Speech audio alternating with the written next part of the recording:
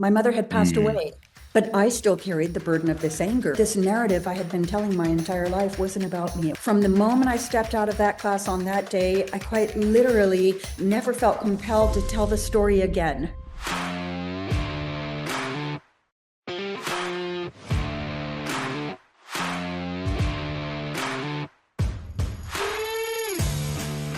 Well, welcome back, ladies and gentlemen, to the Salem Speakers Podcast. Today, I'm joined with someone who has spent years helping people unlock their potential and better understand themselves from the inside out. Kim Tang is a global yoga teacher, transformational speaker, author, and family advocate who has taught and spoken around the world. Her work focuses on human performance, emotional resilience, communication, personal growth, and helping people become more intentional in the way they lead their lives and relationships.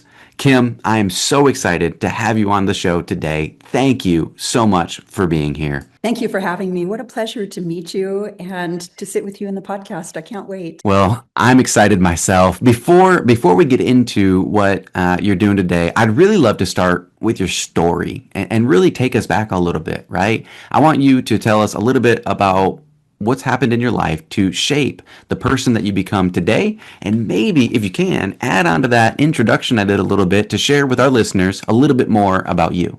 Okay, thank you. Yes, I'm Kim Tang, and my official title is head coach of the International Yoga Sports Federation. I'm also a breathwork facilitator, conscious connected breath. I'm a quantum healing hypnosis practitioner and what I call intuitive spiritual counsel. I do a lot of speaking on the subjects of consciousness, frankly, the whole of humanity, mind, body, breath, yoga, spirituality, chakras, relationships, nervous systems. So all of this is hugely relevant in the world that we live in today, in the moment that we stand in today, both individually and as a collective. Probably the first story I will bring in is what I call my story of forgiveness. And then I'll tell you how this kind of evolved into what I do today, more of who I am today. Okay. So I used to be a marathon runner. I had run 7 marathons, and believe me, I was into it, had to get my cardio. And I had a friend who kept telling me, Kim, you have to do this hot yoga class. You have to take this class, have to take this class. And I really thought it was like a stretch class in a hot room. And I was like, yeah, got to get my cardio.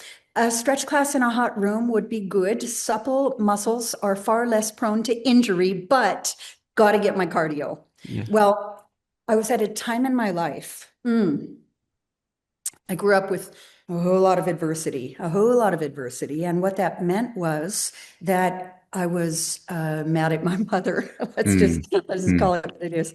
I was really mad at my mother because in my upbringing, she had made a lot of choices that were to my detriment, not in my best interest. So as I was coming of age, I was able to see with more mature perspective these choices she made and how they affected me, and it made me angry. So understand that these two roads are converging now, where my friend is saying you have to try yoga, and I'm at a time in my life when I'm pounding the pavement, right? Yeah. Running marathons, but doing my best, thought sorting, goal planning, life setting. And by the way, rhythmic movement with breath. So didn't know yet that was an early expression of meditation. So I start taking this yoga class. And right around that time, I had tuned into an Oprah Winfrey episode where Oprah said, Kim, not really, but she said, forgiveness is a gift you give yourself. Nice. Not because the other person deserves it necessarily, but because you deserve to be free from the burden you carry. I heard the right words in the right moment at the right time, because my mother had passed now. My mother had passed away, but I still carried the burden of this anger, and I definitely wanted to free myself from it, and I didn't know how. I definitely did not know how to forgive. Now I knew why I should forgive, and I knew that I wanted to, but I did not know how. Okay, so now I'm in this hard yoga class, and I'm doing a posture called camel pose. It's the deepest back bend in the class. Okay. So you can imagine that means your heart is open, your solar plexus is open. By the way, the throat is open, the front side body, right? Very vulnerable, wide open.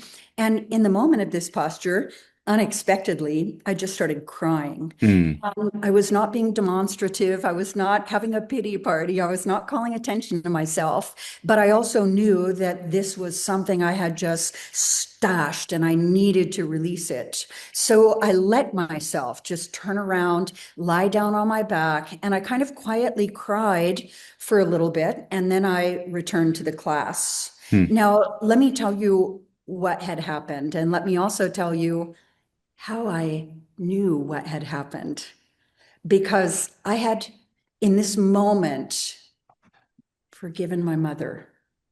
Now, mm. how is it that a back bend with the front side body wide open facilitates forgiveness? Right. Because the timing, I was ready. I was ready and I wanted Yeah. to. Now, in that moment, I had this huge realization that I had been carrying a narrative my entire life.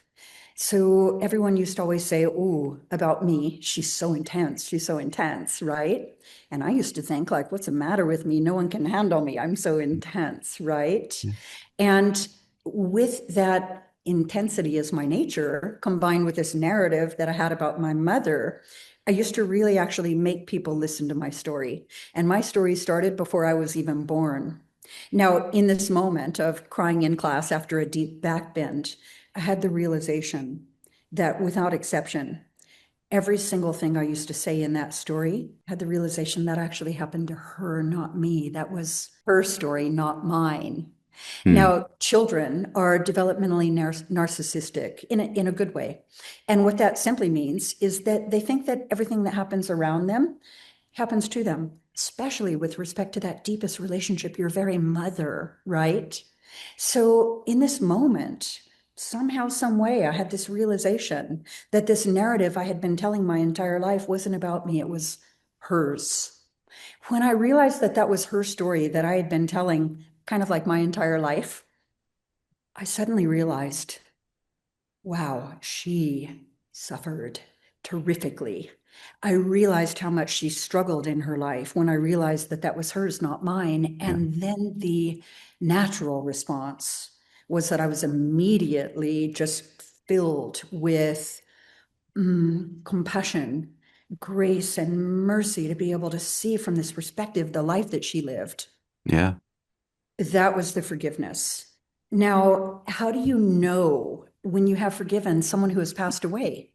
Because normally, if you're still mad at someone, they walk into the room and you can feel it. Or if you've forgiven them, they walk into the room and you can feel it. You feel very free, right? But how do you know if you've forgiven someone who's passed? Yeah. Well, it's because remember, I used to be really attached to that narrative. I used to be defined by it in my life. By the way, limited by it in my life. And as soon as I realized that that was her narrative, not mine, it came with the realization that I am free to craft my own narrative. And it would not be the one that she crafted. If Yeah. you knew that story, you would know that that is not me. And if you wanted to know me, that would not be my story. So I was free. From the moment I stepped out of that class on that day, I quite literally never felt compelled to tell the story again. Mm, It was extraordinary.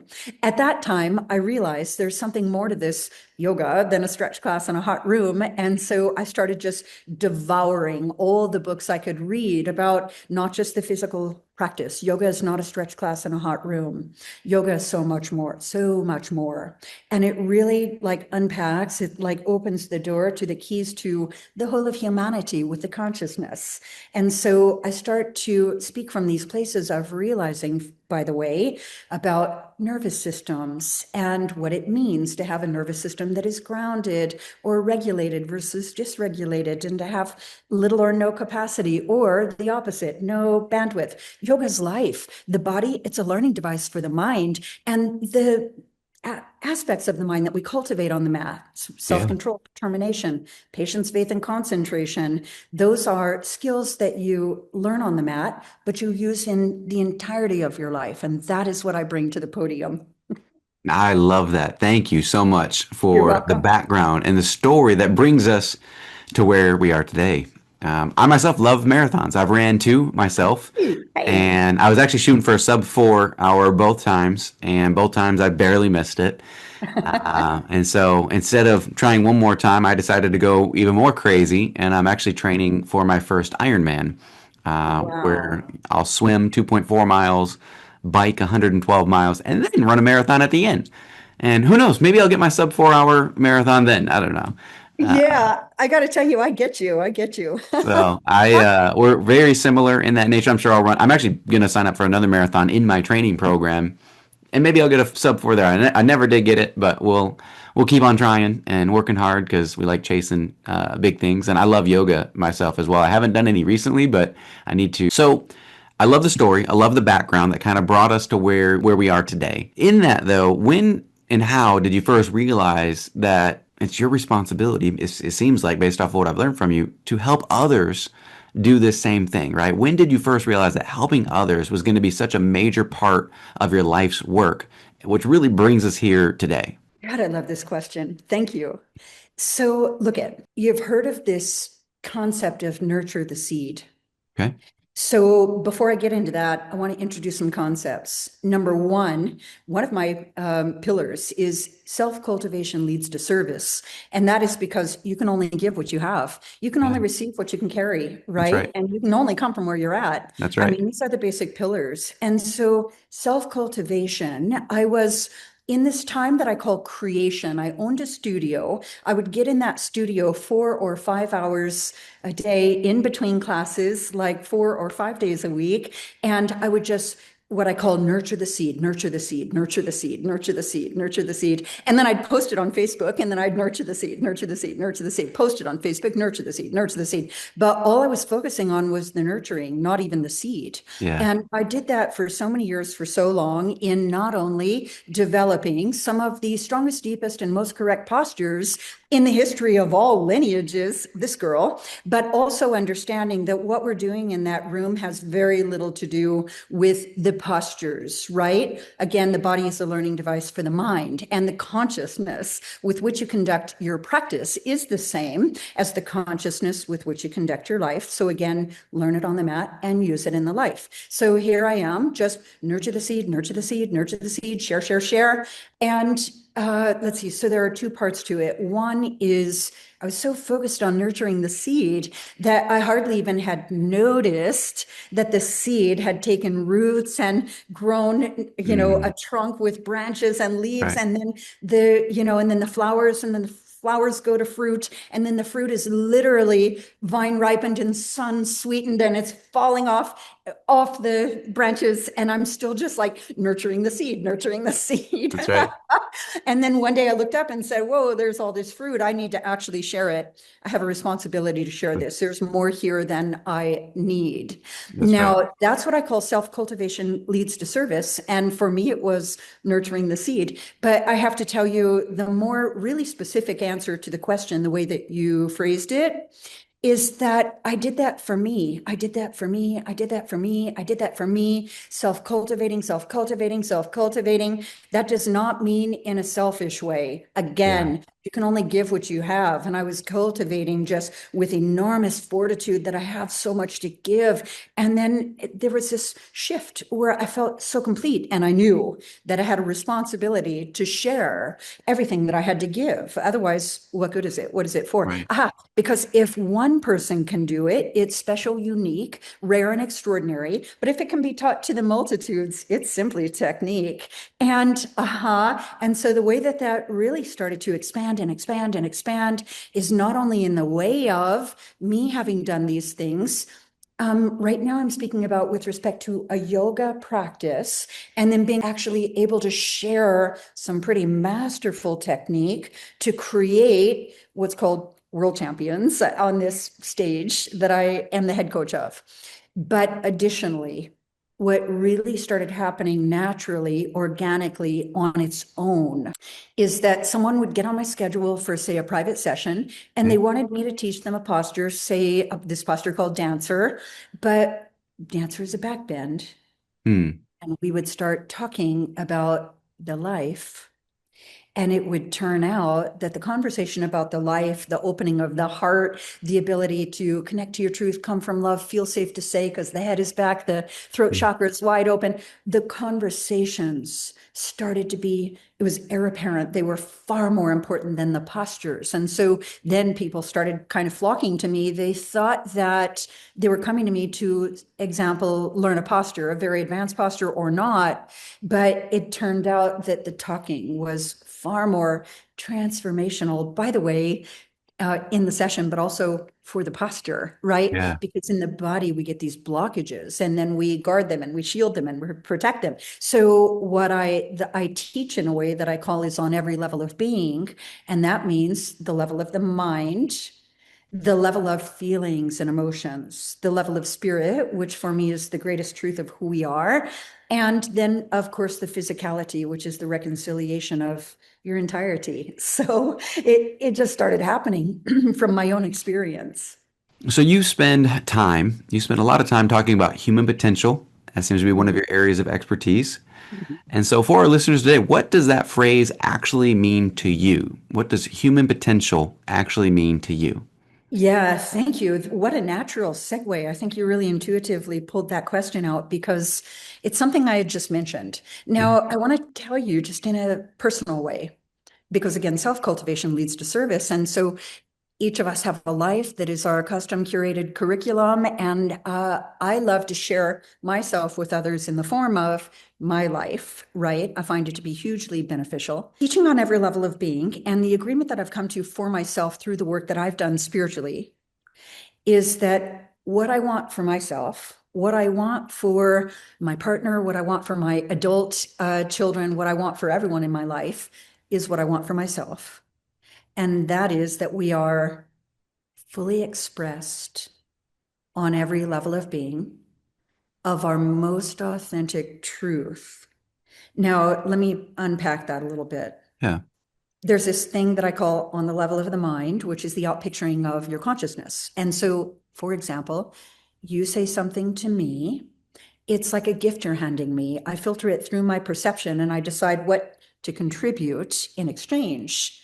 And then I highly consciously put it in a box with a bow. I neatly, lovingly, and properly wrap it and hand it to you. That's the outpicturing of my consciousness, right? It's my thought contribution.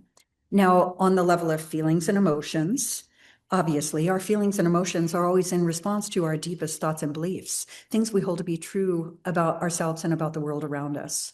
So feelings come into play, our emotional guidance system, hugely important. As I said, spirit, and to be absolutely positively loved for the most authentic truth that you've expressed in its fullest expression on the level of the mind and the feelings and the spirit. And then if you were talking about a romantic relationship, the physical connection would be a natural response of the connection that you feel on all the other levels of being, connection on the level of the mind, picturing of the consciousness, to even be able to feel safe to say like exactly the truth of how you feel, right? That alone is a challenge in the world that in the moment we stand in the world today. What I would call the greatest human potential for each and every one of us to have the ability to be fully expressed on every level of being, level of the mind, feeling, spirit, and emotion, and even physical expression in whatever form, and to be fully loved and accepted for exactly that. That is human potential. If we all have that human potential, why do you think so many people settle for less than they're capable of? Fear. Yeah. Fear and I'm going to say limiting beliefs. Yeah. Limiting beliefs, precognitive agreement, what their soul has chosen to learn through in this incarnation, limiting beliefs, agreements made in fear, so obsolete agreements that we were introduced to early childhood that we tend to still abide in, really kind of unearthing that causal field where these beliefs exist is the most important part of the work so that we can release it and rewrite it. That's right. Yeah, that's right. I mean, and that almost transitions too, right? Rewriting, getting into that next thing is you also talk on resilience and performance, right? And so if Mm. somebody's overcoming that fear and they're trying to rewrite this, right, that kind of transfers us into this topic, right? So when life does get difficult, or even when fear cripples us from taking action, what do you think separates the people who grow through adversity from those who stay stuck in it? So important because the ones that stay stuck in it are trying, but they haven't yet grounded in the nervous system and therefore cultivated the capacity to stay really present, calm and clear in the most extraordinary moments, which is what I call the most difficult moments. So now we're already having a conversation about number one, the nervous system, and number two, the way that the body is a learning device for the mind. Yeah, So the first thing is, can you, I'm going to call it stop, drop, and vortex. What I mean by that is stay very clear on the level of the mind as to, by the way, which thoughts in your mind are even yours, which yeah, thoughts are yours, which thoughts are someone else's, which thoughts are rooted in past, which thoughts activate the past and project it into the future, or which thoughts are just in the right here, right now, connected to calm, deep breath in through the nose, out through the nose, and clarity of mind. This is why these messages of so-called yoga, this is why this is not a niche message. yeah, This is for, I like to say, if you reside in a musculoskeletal system in a field of gravity, which every human on this earth does, as far as I'm concerned, then I'm talking to you. I'm yeah, talking to you about your nervous system. I'm talking to you about your thoughts and the effect that they have in the creation of your life. I'm talking to you about the wisdom I've gained through the journey through the self to the self that apply to the whole of humanity, right? No yeah. matter you're wearing a suit, you're working in business, doesn't matter, right? You're wearing saffron robes, right? I'm still talking to you That's right. about your humanity, about your mind, about your breath, about your Yeah, nervous system, about your life, about your relationships, that's and right. so on. Well, that's amazing. You also speak, and you just segued for me, by the way. So this seems to be flowing perfectly, right? So relationships, Yeah, communication, boy. and relationship. Obviously, you're kind of talking with communication with thyself, the thoughts that you have, right? Your inner thoughts, and where do they come from? But communication and relationships, that's another area of expertise that you have that I kind of planned for today. And you said the word as we transition. So why do so many conflicts come down to, let's use that word, communication, right? Why do so many conflicts in life come down to this concept of communication?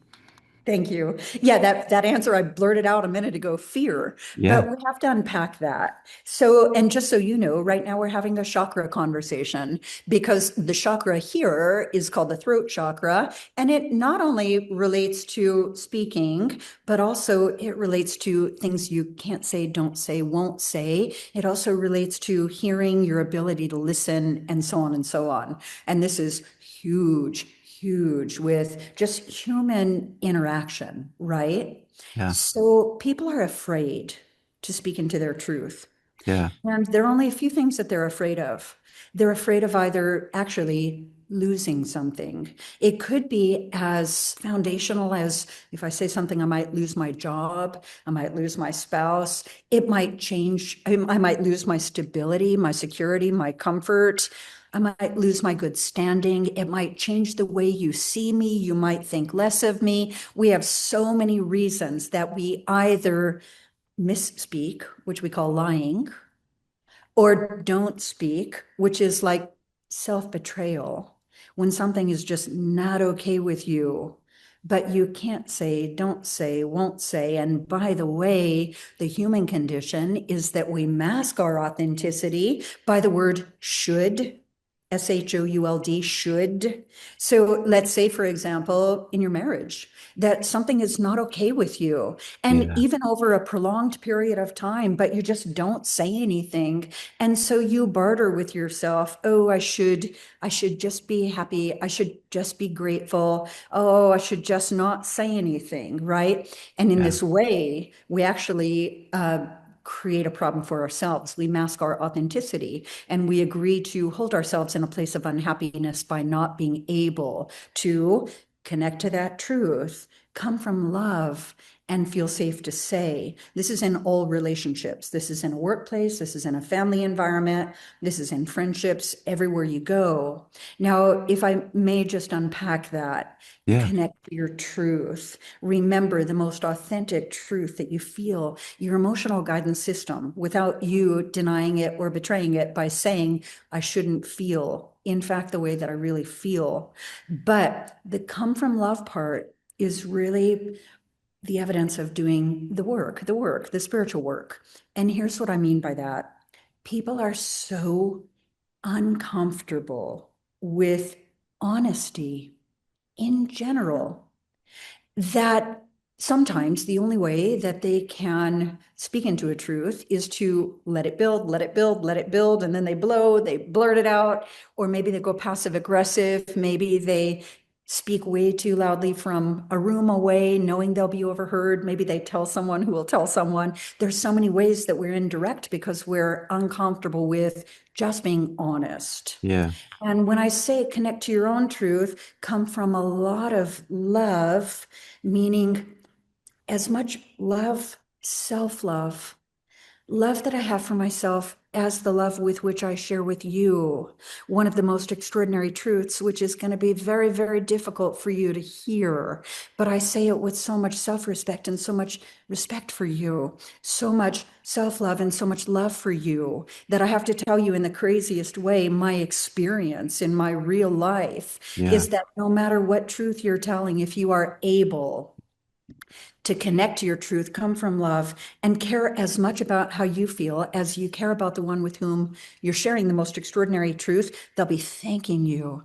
And by the way, they'll be, even in the most difficult conversation, they'll be like, oh my God, this is like incredible. This example of someone who can actually be this honest and loving both at once, That's right. right? This is the way in which honesty is the deepest form of intimacy, because I might be sharing something with you that's very hard for you to hear, but the way that it's shared in this field of trust with the absence of judgment, with a lot of compassion and respect, will actually create, appreciation, respect, gratitude, because what matters is not what happens, but how you respond to it. We know That's right. that, which I will add, that this will be what you make it, and you do get to choose. And if you choose this just higher way of being in all of your life, everything just goes better. It just That's it right. just goes better. It just does. It's important to the whole of humanity. Yeah. Let's talk about how this applies to parenting. Let's talk about how this applies to, you mentioned that you were overcoming some things with the relationship to your mother. How can somebody take the information that you have and that you're sharing and apply it so that they could be better parents to raise that next generation that's coming up? In any and all relationships, and even and especially parental relationships, the best thing that I can do for that relationship is to work on myself. And the best thing that they actually can do for their relationship with me is for them to work on themselves. They're all adults now, so they have some accountability in just the tone of their life. Now, I came through some generational trauma. And so yes, I got to work on it, the journey through the self to the self. Like I said, I really created some massive capacity in a very grounded state so that I could actually meet myself in those places and love myself in those places and forgive myself and others in those places. Because remember, you can only give what you have. And I created a great capacity to be there for myself in healing. So that's the first thing. And then I basically just reemerged and reintroduced myself to what I call my adults. They're not children. I basically reintroduced to myself to my adults in the form of kind of this work that I've done and who I am in truth in the higher expression. And at the same time, I really unlearned who I think they are. If there's anything I ever told them that they should be, I released it. And Hmm. I actually got to know them on their own terms, who they are with their own thoughts, their own ideas, their own circumstances, and even the way that they internalized some of our shared experiences. Because I will tell you that the parent and the child internalize those experiences very differently. Yeah. So you've got to first do the work for yourself before you can actually participate with another in the same journey. So that is a very important process. And I think it's what the time calls for. So we don't just keep repeating unconsciously these cyclic patterns, or maybe not even unconsciously. Maybe you don't want to, but you don't know how not to, if you know what I mean. Yeah. Kim, if there was one message that you could leave to our listeners that we could, share with the world, one message that you would want them to take away from listening to the entire podcast today, what would that one message be? Every single decision that you make in your life, no matter how small, like what you have for breakfast, or how big, like who you choose to spend your life with and love, Yeah. make the decisions as if you love yourself Yeah. deeply and completely. When you make your life decisions from your authentic truth with self-love, you cannot go wrong, and you will shatter the ceiling of fear to come into your greatest life potential. Well, thank you. Thank you, Kim, so much for sharing your perspective with us today, with our audience. And I think, as you just shared, one of our biggest takeaways today can be, through self love, we can experience growth. And growth doesn't happen by accident. It happens when we're willing to become more intentional, more aware, more committed to becoming the best versions of ourselves that we can, to grow, to produce that fruit. So then you have the overflow so you can serve. And so for everyone listening today, if today's conversation resonated with you, I want you to take a moment and to ask yourself, what's one area of my life that I am capable of more?